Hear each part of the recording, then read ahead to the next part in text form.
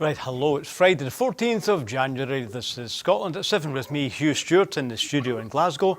And tonight I'm going to be joined by a Member of Parliament for Coatbridge, Christen and Bells Hill, who's Stephen Bonnar, who's in this constituency office just now.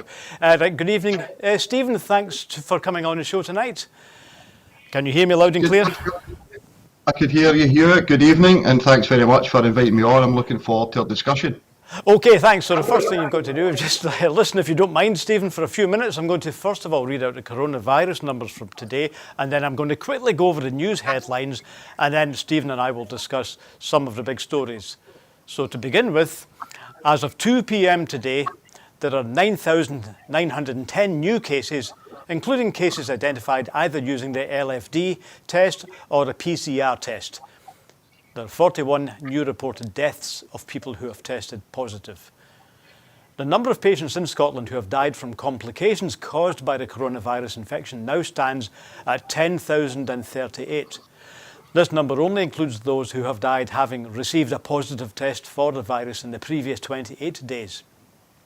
Of the people who have tested positive, 1,544 were in hospital last night, 50 of whom were in intensive care. As of 8 a.m. today, 4,396,802 people had received their first dose of the COVID-19 vaccination. 4,060,859 had received a second dose, and 3,171,289 have received a third dose or booster. The latest UK daily figures show 151,612 patients who had tested positive for COVID-19 have sadly died from their illness, an increase of 270 since yesterday. That number refers to deaths in all settings, not just in hospitals. Tonight's news headlines: Downing Street parties as Queen mourns. Number 10 has apologised to the Queen for two parties that took place in Downing Street on the eve of Prince Philip's funeral last year, Boris Johnson's spokesperson has said.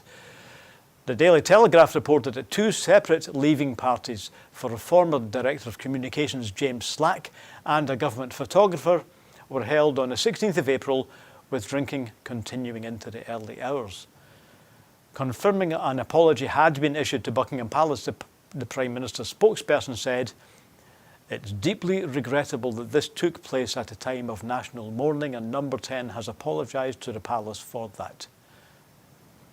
A new YouGov poll has found that Boris Johnson has a net favourability rating of -77 in Scotland. -77, the lowest out of all the four UK nations. This poll follows news of multiple Downing Street parties which took place under the watchful eye of the Prime Minister while the country was in lockdown. The poll also concluded that in Scotland, the Conservative Party has a net favourability of -64, Priti Patel's net favourability is -73, Liz Truss -34, and Rishi Sunak at -31. Separately, the poll has also concluded that the SNP have opened up a 32-point lead over the Conservatives in Westminster voting intentions and a 43-point lead over Labour. I'll move swiftly on to the next news stories. We may discuss that later with Stephen, perhaps. Ukraine was hit by a cyber attack that splashed a warning across government websites which said, "Be afraid and expect the worst." While Russia, which has amassed 100,000 troops on its neighbour's frontier, released pictures of more of its forces on the move. The cyber attack unfolded hours after talks wrapped up, with no breakthrough between Russia and the Western allies, who fear that Moscow could launch a new military assault on a country which it invaded in 2014. Kiev said President Volodymyr Zelensky had proposed a three-way meeting with the leaders of Russia and the United States. Zelensky's Chief of Staff, Andriy Yermak, said the life and death of his country hung in the balance. A US official said Washington was concerned that Russia was preparing for an invasion if diplomacy failed.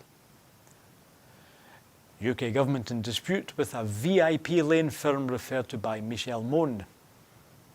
The UK government is in dispute over millions of surgical gowns supplied by the PPE business awarded £203 million of contracts via a fast-track VIP lane following a referral by the Conservative peer Michelle Mone, it has emerged. Health Minister Edward Argar broke with more than a year of secrecy over the surgical gowns supplied by the company PPE MedPro, telling Labour's Deputy Leader Angela Rayner this week that the government was in mediation with the company. Previously, the last solid information provided about PPE MedPro's products was in December 2020, when the Department of Health and Social Care, that's the DHSC, said the gowns delivered by MedPro have not been distributed to the front line. DHSC sources said that the gowns delivered by PPE MedPro under its second contract for £122 million were still being evaluated to ensure that they met safety and quality standards. Investment in carbon capture project announced. Financial backing of up to £80 million is being offered to help the Scottish Cluster Carbon Capture project accelerate its efforts to help Scotland's just transition towards net zero. The investment would come from the Scottish Government's Emerging Energy Technologies Fund. It is proposed to help work with the UK Government support to develop 3 CCS cultures for the price of 2 and grant the Scottish cluster clear and definitive Track 1 status in its carbon capture sequencing process. Energy Secretary Michael Matheson met virtually with the UK Government Ministers for Energy, Greg Hands, on Thursday, setting out the funding offer and pressing the UK Government to provide certainty for the Scottish cluster. The Scottish Government does not hold all the necessary legislative and regulatory levers needed to support the Scottish cluster, as they are not devolved, so they are unable to fund the project alone without UK Government support. Djokovic appeal to be held on Saturday. Unvaccinated tennis star Novak Djokovic will take his fight against deportation from Australia to the federal court on Saturday, after the government cancelled his visa for the second time over COVID-19 entry regulations. The government undertook not to deport him until the case was over, although the tennis player has been ordered to return to pre-deportation detention at 8 a.m, that's this evening GMT. His legal team submitted an appeal late at night, less than 3 hours after Immigration Minister Alex Hawke used his discretionary powers to revoke the visa, in the hope that he can still begin his defence of the Australian Open title on Monday. Minister Alex Hawke said on Friday that he had now exercised his prerogative to cancel the visa on health and good order grounds, on the basis that it was in the public interest to do so. Australia has endured some of the world's longest lockdowns and has seen a runaway Omicron outbreak, bringing nearly 1 million cases in the last 2 weeks. More than 90% of Australian adults are vaccinated, and an online poll by the News Corp media group found that 83% favoured deportation for Djokovic. Fees to be waived for staff joining social care. New staff joining the social care workforce are to have their entry costs paid for by the Scottish Government up until the end of March. Protection of vulnerable groups, that is PVG checks, and Scottish Social Services Council registration, that's SSC registration, will now be funded to help encourage more staff into the professions and address winter staffing pressures. The scheme starts today and will include staff taking up direct care posts in adult social care, along with comparable roles in children's social care services and the justice sector. It has been introduced following discussions with COSLA and will cover local authority, private and third sectors. NHS 24 expansion. A new NHS 24 call centre has opened in Dundee, allowing the service to help more people and further alleviate pressures on the rest of the NHS and social care. Funded by the Scottish Government, the new Dundee premises will help facilitate the increase in demand for NHS 24 service, which has been generated by the redesign of urgent care. This means that in non-life-threatening situations, people should contact NHS 24 before attending accident and emergency or a minor injuries unit. With demand from those becoming unwell with COVID-19, this has seen the 111 number move from an out-of-hours number to a round-the-clock service. Around 140 staff will be imposed in Dundee by the end of March, including call handlers, nurses, psychological mental health practitioners and mental health nurses. Okay, so Stephen, thank you for waiting. Those are our news headlines, and we're going to now discuss in a bit more detail some of those stories now. I think the first thing we have to start with really is the Downing Street party animals. Now, my first question on this continuing story about yet another party is, with the news today that the former head of the COVID task force having herself held her own leaving party. She's now the chief executive of the city of Sheffield, but she herself held a leaving party. We just heard that today. Do you now say, is this as far as it can go? Is this the bottom of the revelations out of Downing Street, or do you think there's more to come?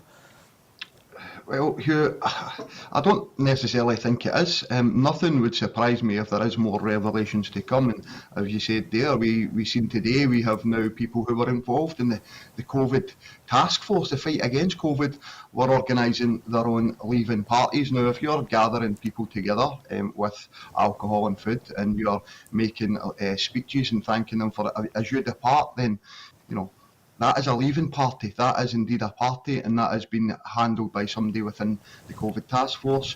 We know that all these are responsible, are under the UK government and under the Prime Minister's responsibility. The buck does really stop with him, and I think you need to have a heart of stone to not feel compassion, as we've seen Her Majesty the Queen sitting alone at her husband's funeral. And then the revelations that broke last night, that there was 2 further parties the day before that event took place, really staggering. And I don't think an apology from under 10 or Boris is going to cut it with the vast majority of the people across Scotland or the UK.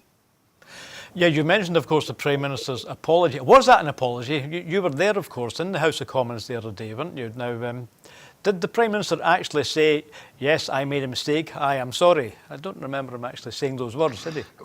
Well, no, I mean, he did say the words, I'm sorry. However, he then tried to kind of make sure that it was still within the rules, or it was only a technicality. Now, if this man is hanging on to the office of Prime Minister on a mere technicality, then I think that we have serious problems. First, the Prime Minister did not attend any parties. Then he did not know of any parties that were taking place. And now we know that he was indeed at the party in the garden for at least 25 minutes. So I think his apology, I think they were empty words. I think it's a man desperate for time and trying to buy himself some time. And everybody is within the government seems to be hiding behind Mrs. Gray and her inquiry. And of course, you know, I wouldn't like to kind of prejudge anything like that. But, you know, if it walks like a duck and talks like a duck, it's generally a duck, in my opinion, and I think it's quite obvious for all to see exactly the contempt that the UK government, indeed Number 10 and the people within it, have for the general public. I mean, if they have that for the monarch, I'm sure they treat us all in that contempt as well, and I think that's evident. Yes, in fact, the particular party you were referring to before, on the eve of Prince Charles, the Queen's husband's funeral, Prince Philip, excuse me, that particular party, the egregious details about that were actually in the Tory Daily Telegraph. It was the Telegraph where we read today. There's a report of a suitcase of booze, somebody being sent out from Number 10 to go to the local co-op and return with a suitcase of booze. And it continued to the small hours of the morning. This is the Tory Telegraph saying that. So does this show that there is actually a booze culture in Downing Street? Is that the case that obviously the culture in an organisation starts from the top? Do you get the impression that the Prime Minister himself likes a drink and the staff then feel that that's the way you're supposed to behave in Number 10? I mean, the responsibility is undoubtedly with the First Minister. He cannot escape this. Anything that happens within Number 10 is happening on his watch. If he's not aware of it, he should be aware of it. and I don't believe for a second that he was not aware of these parties or these events, or and they've tried to obstruct and get round it at every single time. He's misled Parliament. He's misled the opposition leader and the leader of the SNP when they've been asking direct questions. I think it's clear to anybody with a pair of eyes that there is clearly a drinking culture within Number 10. I mean, a suitcase of booze coming along the strand there and into Number 10 completely unchecked. I mean, of course we all have parliamentary passes and we can come and go, but I really think somebody leaving and coming back 10 minutes later with a heavier suitcase, and maybe would have prompted somebody within the police or the security department to at least check exactly what was going on there. And then, I mean, the revelations that some of these basements were held within, some of these parties were held within a basement as well, where there had been little ventilation, where there had been a lot of people together in an environment that was not conducive to making sure that COVID could not be spread. I believe music was being played by a personal secretary of the Prime Minister. I mean, these are really staggering revelations. But again, people are not surprised. I think people, before Boris Johnson came into his premiership, people could have foreseen these type of problems, and we're going to go and speak about VIP lanes and corruption and nepotism, and I think that is really the Westminster culture. We are seeing it evidently, that some people are better at hiding it than others, but clearly Mr Johnson has failed even to, he failed to know he was at a party. He's failed to kind of cover his bases and cover his tracks on these parties, and now certainly people, Mr Cummings and others, are certainly sticking the boot in, and these revelations are going to keep coming. I firmly believe that. Yes, it is interesting that they do come obviously from somebody in the know. They do come from somebody in the loop, somebody inside Number 10, and yes, it looks like they're not going to stop. Let's turn now to the question of the popularity, the unpopularity of the Prime Minister. This is in Scotland particularly, minus 77 on the approval ratings. So that I'll have to point out, the figures are from before today's revelations, and in fact I think they're before the Prince Philip party revelations as well. So if anything, that's going to get even worse. So do you think the Prime Minister Johnson might make a new record for being the least popular in Scotland? Which would be amazing, wouldn't it? We would never think that we would have a Prime Minister less liked than Lady Thatcher, eh? But here we are with Mr Johnson, and I think it's quite evident that this man has very little scruples. He blusters his way day to day, and as I said, this could have been foreseen before he took premiership. We know the political figures within Scotland who advocated for his premiership, and unfortunately we are now all collectively reaping what they sowed. I don't think it's beneficial to Scotland. I don't think there's any thought from the Prime Minister for Scotland. We've seen that when he was in his previous guise as a journalist, exactly what he thinks of Scotland and the people of Scotland. So this is not surprising to the vast majority of people in Scotland. I said in the chamber just the other day in the floor of the House that it was 79% of people in Scotland believe that the Prime Minister should go. I think it's somewhere around about 45% of people who actually voted Tory in the 2019 election think he should also go, and I think that is a staggering statistic. Yes, I remember you saying that in the Commons the other day. Now, an interesting thing we've been looking at the Conservatives, is that although I think half of the Conservative MSPs have publicly said that Johnson should stand down, apart from Douglas Ross, who's both an MSP and an MP, I don't think any of the other 5 Conservative Scottish MPs have called on the Prime Minister to step down.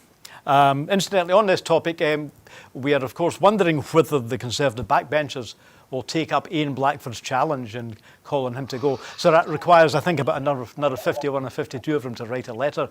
So what we know so far is that Douglas Ross has said he's written a letter calling for resignation. So has Roger Gale, apparently, and Andrew Bridgen. There's possibly 2 others, but they're not confirmed. So there might be 5 people.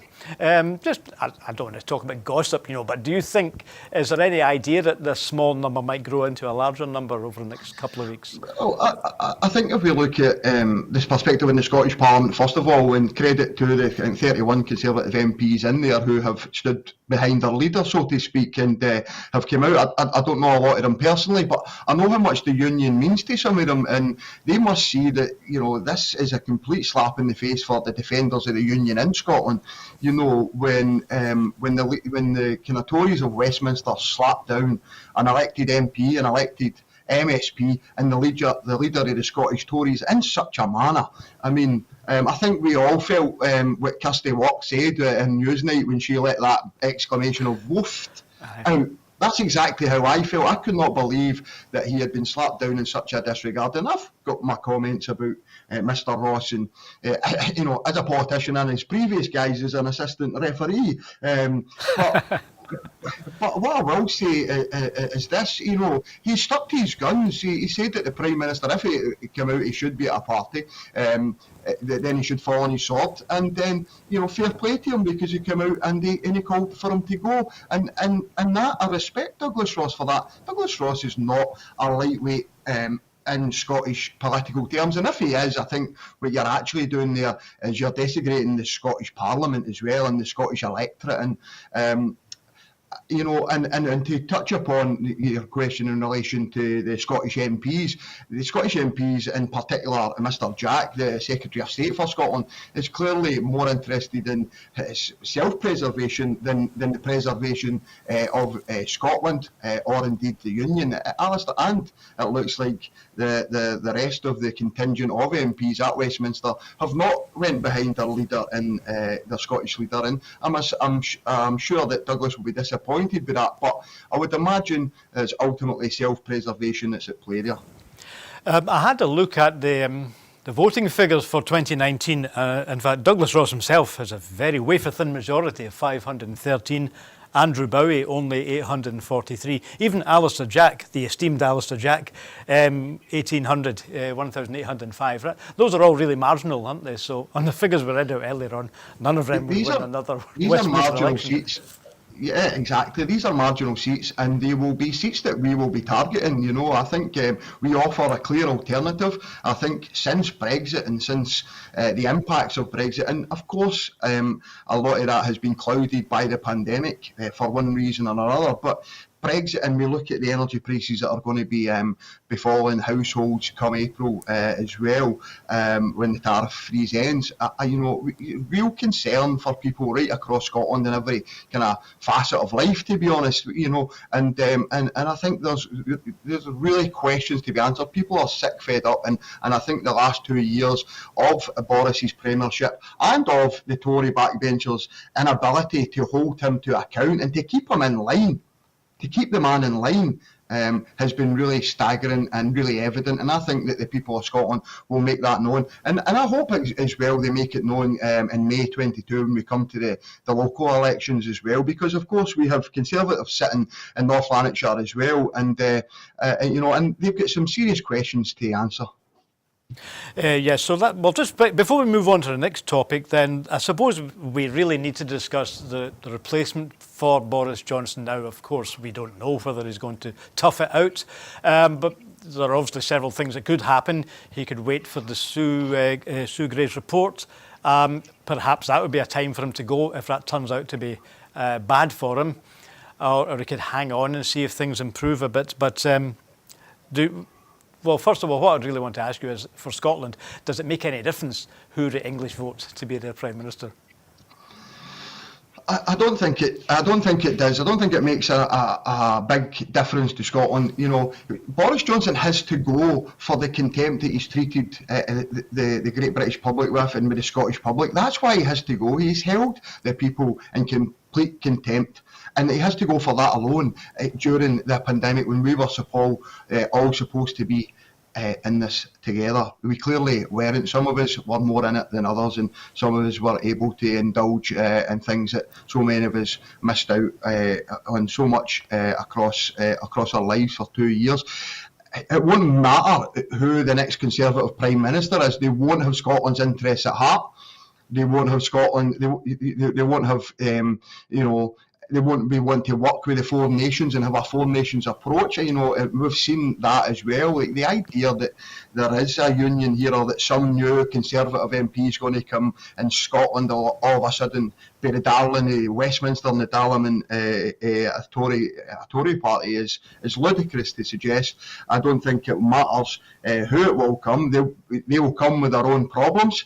And I hope that, come 2023, the people of Scotland will be making their own decision on whether we allow any other Conservative MP, Prime Minister, to impact on Scotland, or where we make the decision to actually cease from having Westminster control in our day-to-day politics. And I think that is probably the right way to go, and I think that is the decision that the Scottish people will make in due course. So I don't like the people that are in the line for it. We see that Liz Truss is certainly making waves and setting up for a potential leadership contest, and I'm sure Mr Sunak is doing the same. We've seen the support, or distinct lack of support, for the Prime Minister from his own Chancellor, and I think that's quite evident. But again, Mr Sunak will be no friend of Scotland, and no friend of business in Scotland, and no friend of those in Scotland who are in need, whether that be our kind of less fortunate or disabled citizens or anything else.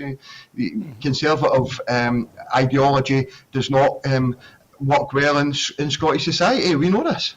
Yep, well, as you say, Stephen, it could be in Scotland's hands, but Scotland would have to make that decision when the time comes. So we'll move on now, and maybe we'll discuss the next party revelation when it comes out.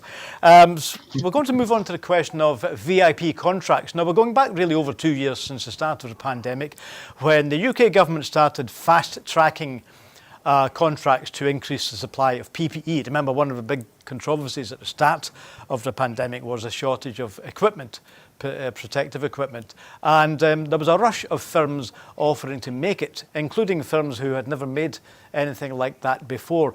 Now, the particular story of many is a company that Michel Mon has something to do with.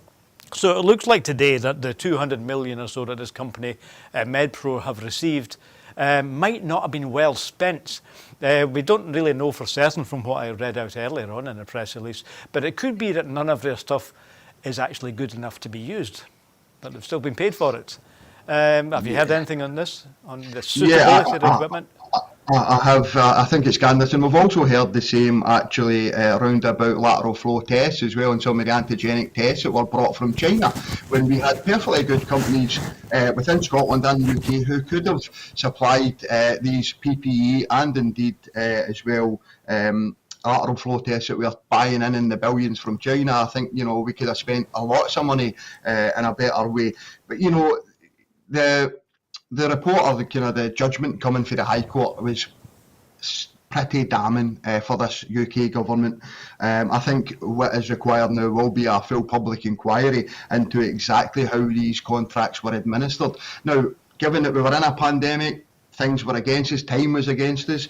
I can understand the need for a fast-track lane to ensure that we had what we required to fight the pandemic. Of course, I think that's fine. However, there should have been checks and balances in place to ensure that there was no corruption, no collusion, no nepotism, and no cronyism. Now, unfortunately, I think it's abundantly clear that is in fact what's been endemic throughout it all, is cronyism and nepotism and corruption, and I think, as I said, a full public inquiry should get to the bottom of this. Whether the government will be encouraged or keen to do so is another question, but I think Mrs Mon received her peerage not long after the 24 referendum as a kind of reward for her work during that time, and I'm not sure why she was rewarded with a PPE contract, considering her company had never made any PPE before. But I think that again tells its own story. Yes, and that's not the only company. In fact, we read the other day, in fact, that her company had only just come into existence. This particular MedPro company. She's very agile at setting up companies, as Mrs. Moan. Now that's a phrase we looked at. My colleague Brian, who's producing tonight, had a look at the government's policy for increasing supplies, and it uses phrases like we're looking for open source systems, and we're looking for agile decision making. So it uses phrases like this, which really seems to say we're not going to go to traditional suppliers of people who know how to make this stuff. We're going to look for new, exciting, innovative suppliers who have never done it before. Who we What don't can know possibly about, go yes. wrong? Correct, and by the way, I mean, I know many colleagues of mine who were really keen to get companies into that lane, companies who were equipped, companies who were ready, companies who wanted to help this country get through the pandemic. They were sitting ready and waiting with the equipment, with the capability to do so. And they could not get through on that VIP line. We couldn't even get a phone call back or an email back in many cases. And I think that tells its own story. That VIP lane was opened with one intention, and it was to fast track the friends, the colleagues, the companies of the government, of the noble lords. And I think even in some cases we have family members, companies of ministers, etc., who availed of some of these PPE contracts. So some serious questions. I think, as I've said before, it just goes straight to the heart of the kind of environment of cronyism and corruption that we've seen. And of course, we all, the old partisan scandal as well, and Randox as well. And I think it's all evident to see. And it's really fundamental. Gives a fundamental reason again as to why Scotland should be looking at different avenues, and different ways in which we would have been able to kind of fight this pandemic in a lot better way, and managing the finances and the public purse in a lot better fashion as well. Hugh. Yeah, this seems to be a particularly bad government. I don't really recall this sort of cronyism, not when it comes to purchasing anyway. There were previous scandals about cash for peerages, that sort of thing. But this really sounds like a good old-fashioned graft and corruption. Do you think that one of these days when the dust settles there's going to be inquiries and serious questions asked and people actually being held up in court for abuse of public money? I would like to think so, Hugh. I mean, we've got to believe that that just and honesty and integrity is still prevalent in politics, and we'd like to believe that. And I think if we look at the other devolved nations who have been working with one hand tied behind their back in many respects when dealing with the fight against the pandemic, and then furthermore to support businesses, and because of course we had different areas of need and different pinch points, as we are very different across these four nations. But there was never any inclination, or it was very much that the UK government had tunnel vision, it had the blinkers on, and if you were not seen as beneficial to the UK government, then you were not getting one of these big contracts. So I would like to think that there will be inquiries. I don't think that they'll be ordered by Mr. Johnson. In fact, the one inquiry we are waiting on, Mrs. Gray, I understand, is an employee of Mr. Johnson. So I wonder about the kind of legitimacy of that. However, again, that's without preempting anything. She is a very respected civil servant, and we will wait for that inquiry. But after this one, I would like to think that we'll have a few more inquiries just into the goings-ons of this government. Yes. Well, that's all in front of us. Just finally on this point before we move on, do you think there's any flavour of privatisation here with the Conservative governments in widening out the net and allowing more people to get NHS money? Do you think this is maybe part of the privatisation on the quiet agenda? We've seen attempted privatisation by stealth by the UK government before, and it does creep in. And of course, there is areas where we use privatisation in Scotland, but it's mainly at the end users' need, if we need elective surgery, etc., etc. But it wouldn't surprise me. The question you've asked wouldn't really surprise me. You're speaking kind of in hypotheticals, so I wouldn't like to kind of drill down too much on it. But as I say, the cronyism, the nepotism, the corruption that permeates at Westminster, permeates through this government, nothing would surprise me in that score. Well, again, we'll return to, I'm sure, these topics again, because as we said, we haven't heard the last of that either on the contracts. So, Stephen, I'm going to move on to the other big question that's been burning really all year, is the huge increases in energy bills. And that's something that's affecting us here at Broadcasting Scotland too. We've got a massive increase in the bill to keep the lights and to keep the computers running here. In fact, we're still a couple of £100 short, really, for this month. But we've read this week that the oil and gas companies in the North Sea are making amazing profits. In fact, I read today the chair of BP says that at the moment North Sea is a cash machine. Now, first of all, are you delighted to hear that North Sea oil isn't finished? I seem to remember after the 2014 referendum that North Sea oil was about to run out in a matter of weeks. So it's good news that there's actually still plenty there, isn't it? It's amazing that there's still some there. We should definitely have drained the last barrel by now, considering it was running out way before 2014. But when it came to 2014, there was absolutely nothing left, of course. And then, of course, we've seen the rediscovery of new fields. And we've seen the potential attempt to tap these fields by the big oil companies.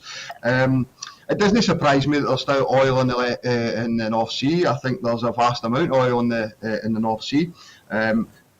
What does concern me is that how that translates into energy prices for the user here in Scotland. And I think, there's a real concern about a cost of living crisis that's about to engulf us all, and part of that will be through the impacts and implications that Brexit will visit on our communities, but also the pandemic has hurt a lot of people hard as well, and especially the self-employed sectors and things like this. And energy prices are about to absolutely rocket. There is serious concern, particularly amongst the elderly, with no additional income and no potential opportunity for income. My inbox is steadily getting fuller with people raising their real concerns for me. And of course, Scotland, while they take the receipts twice, because the oil companies and the big gas companies, they're making plenty of profits from the oil, and the Tory government in Westminster are making plenty of money from the tax receipts. Yet the consumer in Scotland and across the UK is going to pay through the nose, through the pocket, for such an increase, while the government seem to be sitting on their hands and waiting in this envelope. It really is a concerning time for energy users, and in particular, from my point of view, for day-to-day consumers. I'm really concerned. Yes, and on the money that's being made by the oil companies currently, I read that there's over $7 billion is available for shareholders this year. And this is BP, I think, and they're making an increase 14.9 billion in revenue, or that's the total revenue in the current year. So this really raises the question of the windfall tax. That is to say, when one industry suddenly gets a lot of money that's not really due to their work, it's just their good fortune that the prices have gone up. And it's fairly standard economics. By the way, I used to teach economics when I was in New College, Lanarkshire. So it's fairly standard economics. It's not even left-wing to say if somebody gets an unearned gain, it's only reasonable to put some of that back into the community through a windfall tax. So some people in Westminster have been calling for that this week. Is that the SNP's position?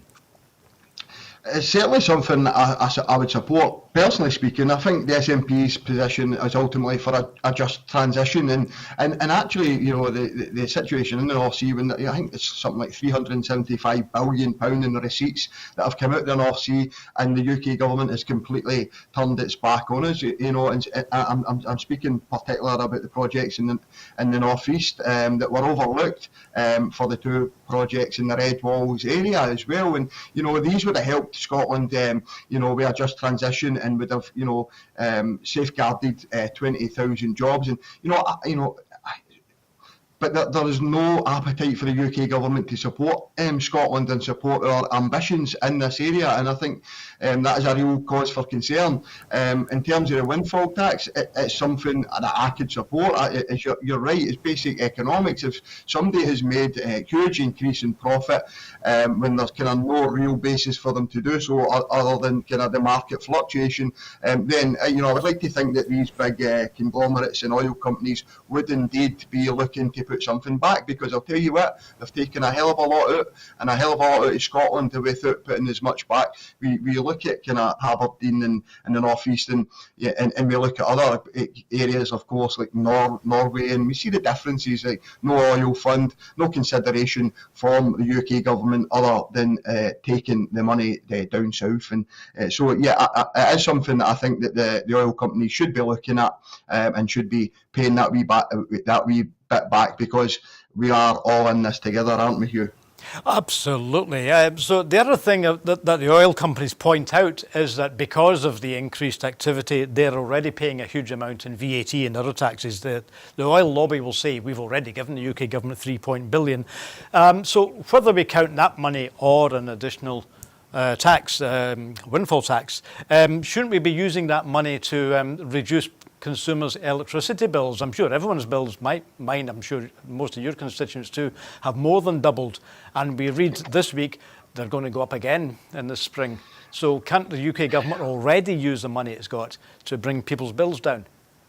I think they should, but I don't think there's any appetite to do that. I mean, they just keep telling us to wait and see, to wait till the new tariffs are set in April, I think it is. And that's basically the word of the UK government. They have no moves to try and attempt to safeguard consumers, to protect consumers. We keep talking about small matters like the winter fuel payments and things like this, but these are long established and have already been in place without the huge hike in costs for energy and gas, for electricity and gas.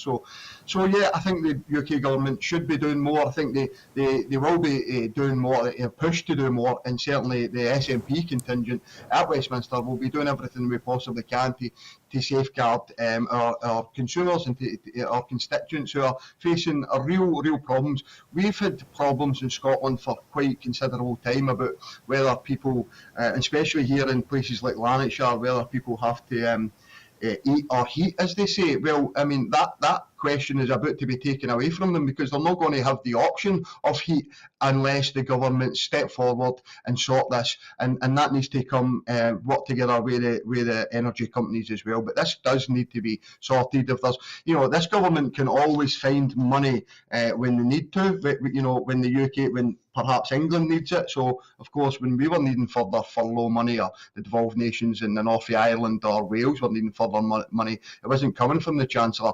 But when things got kind of beyond a certain point in England, then the Chancellor opened the wallet, and we'll be pushing them to make sure that consumers are protected during this, what is indeed an energy crisis.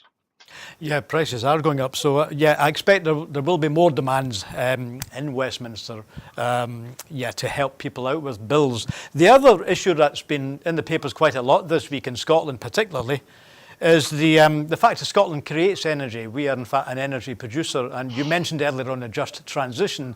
So we can actually move away from oil and potentially heat ourselves entirely with renewables. In fact, sometimes, some months, 100% of Scotland's energy equivalent is made from renewables. So people were asking, if we make energy, how come our energy bills are doubled? Is there something wrong with the way energy gets plugged into the system and the way prices get calculated? Why are we not enjoying cheap, free, green energy?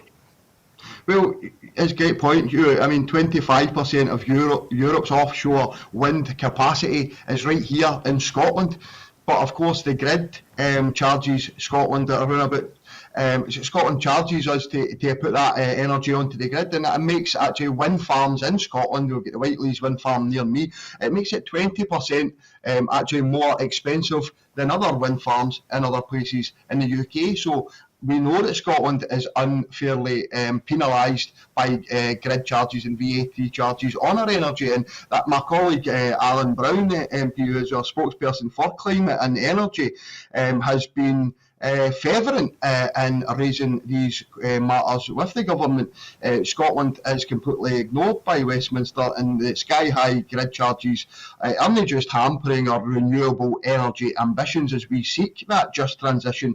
They're impacting on the consumers, as we've already spoke about at length there, Hugh, and they're impacting on our ability to actually tackle climate change. And of course, we are in a climate emergency. I think we missed a massive opportunity having COP26 on our doorstep to make real commitments to our ambitions, but Scotland's ambitions are not matched in Westminster. In fact, I believe they're impacted and blocked in many respects by Westminster policy, and I think that's clear. We are completely a disadvantage to other parts of the UK in terms of the price that we have to pay to get our energy on grid.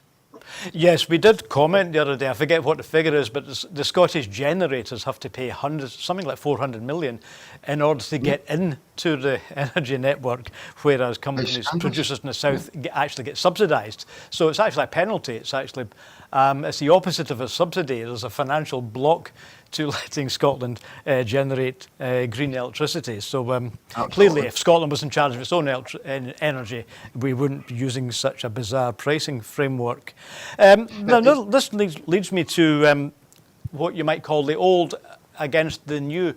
I noticed in Parliament yesterday, I think it was, the Minister Greg Hands, UK Energy Minister, was actually criticising the SNP for not allowing new nuclear. I don't know if you were in the Commons at that time. I think it was probably the same day that the Prime Minister was making his speech. So I remember somebody, I think a Conservative MP praised the new nuclear, that we can buy these new Chinese wee generators, right? And he said, well, you probably remember his words himself, but he basically said the SNP are letting the people of Scotland down because you won't let them have new nuclear.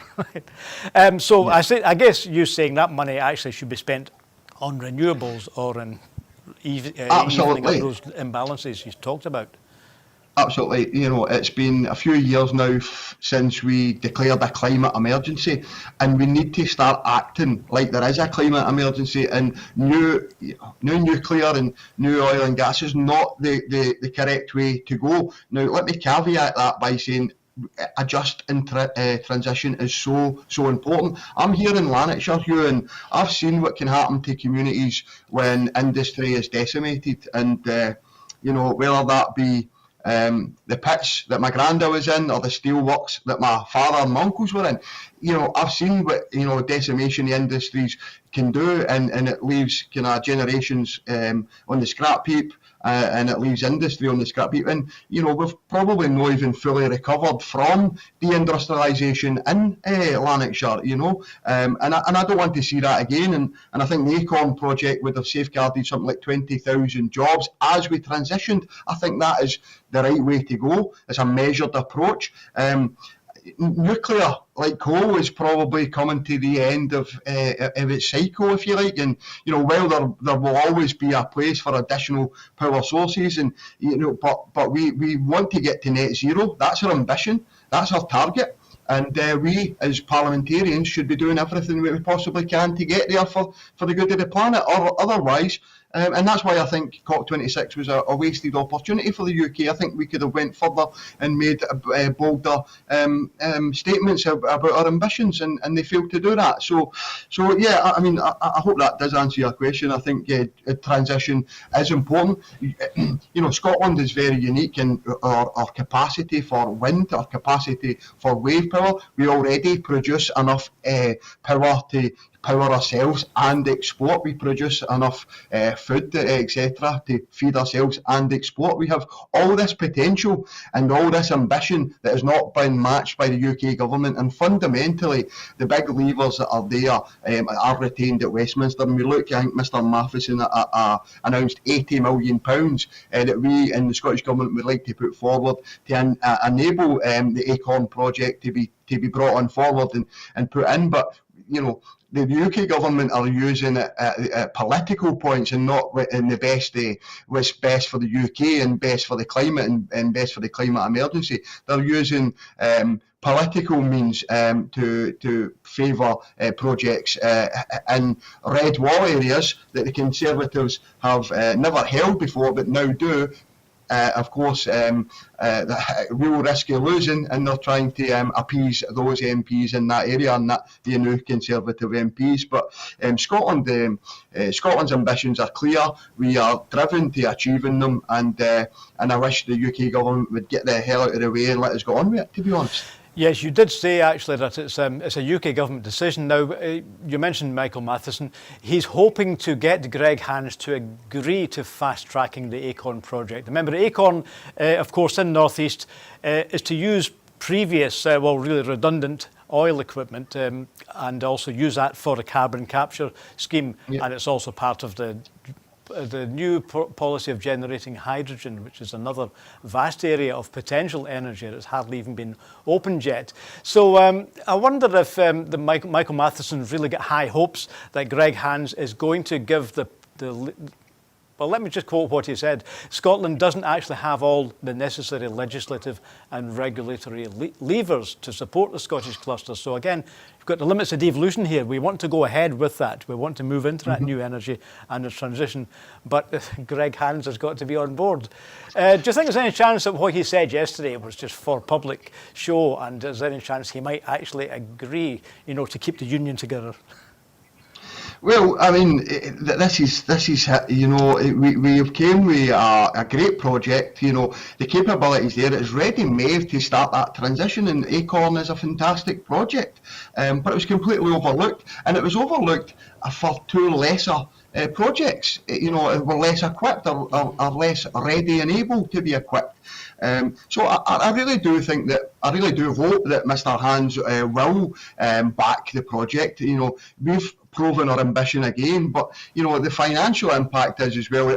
While Mr. Matheson has found up to £80 million, we're needing the UK government to come on board as well. There'll probably be in the region another £1 billion required to enable this project to get up and running. But that'll pay itself, very quickly. And I think that's really what we need. And I hope that Mr. Hands will come and bring this on and get it fast tracked onto that Track 1 system, because that's ultimately what will be the best thing for Scotland and for the North East.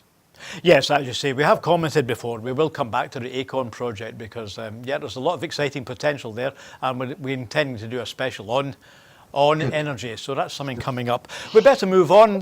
Stephen, we're almost out of time now. The final discussion I'd like to raise with you is on the unvaccinated tennis player Novak Djokovic.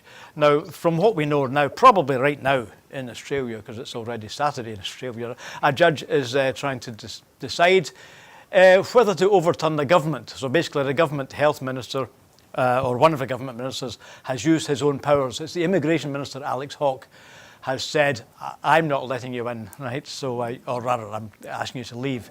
So that's the situation at the moment. Novak Djokovic is in quarantine, waiting the outcome of a court case. Now, do you think Australia is right to take a stand here? Australia, of course, has a much lower level of COVID infection and death. In fact, I think there's only been a couple of thousand deaths in Australia. So do you think they're right to stand by their position? Well, I mean, they have dealt with COVID quite effectively, but they have had some of the most stringent lockdowns over some of the longest periods of time as well, and that's impacted on a lot of Australians' lives. And so I think that they see the sacrifices that they have made, and then see Mr. Djokovic coming in and not being held to the same rules. So what I will say is it's probably a bit of a disaster for both Mr. Djokovic and the Australian government. But the one point I probably would make is that, the elites of our world, whether they be political elites, sporting elites, celebrity elites, they are not above the law and they're not above the rest of us, and they should be complying with the rules and the regulations that are before us all. And in terms of any individual wanting to visit any particular country, if I was wanting to go into any particular country, I would be mindful of respecting the rules and the regulations of that country before entry. Now, I think there's been a bit of toing and froing around that, but what has been established is that Mr. Djokovic, after knowingly testing positive, went on a walk around meeting children, etc. So I think that really kind of stuck in the craw of a lot of Australians. And another facet I would like to just put onto that as well is about the individuals here. And I've got some people kind of local to me and other constituents who have came to me who have family in Australia who for a long period of time were not able to go to Australia because of the restrictions that were imposed, missing out on time with family and friends as well through that time. And I think that people want to see that the rules apply to us all, and that takes us all lovely back to number 10, doesn't it? But I think that's what I have to say on that one, Hugh. Yes, of course. It does kind of bring us back to that. Incidentally, I did look around today on opinion in sporting, from sporting angles. Sue Barker, the used to be a professional tennis player, she in fact said that herself. Rules do apply to everyone. It doesn't matter how rich or famous. What I will say, Hugh, if I could just finish, what was a lovely anecdote to with that horrible kind of situation with Djokovic and finding out that he had been COVID positive and mingling was Andy Murray's victory and the good story about his mum Judy inviting the young Scottish fans who were in the crowd, and I don't know if you've seen that Twitter story, but it was a very nice story, and I think it was a welcome deflection from what was happening about the Australian Open, and I would like to obviously just wish Andy best of luck for the final in Sydney as well. Absolutely, yes. I believe he's through to the final of the warm-up tournament, and he should himself be in the Australian Open next week. So, all the best, Andy. Open. Yeah, I did hear about that story. That was nice. Yeah. Yes, that's right. We've got Scots all over the place. So that's just about it for tonight, Stephen. So it's been really interesting talking to you. So this is your first time you've been with us on Broadcasting Scotland. And I'm no longer here myself. I've just been doing it for a wee while. But that was a really interesting discussion tonight. A lot of topics, and it was very, very interesting to hear your view from Westminster, if you like. So I'm just going to conclude tonight by thanking our regular subscribers. As I said earlier on, the fuel bill crisis hits us as well. So we've really got a massive electricity bill. We have a lot of lighting and a lot of computer power to keep the studio going, and so we really do need your help. So thanks very much. I know a lot of people have contributed this week already, but we're not quite there yet.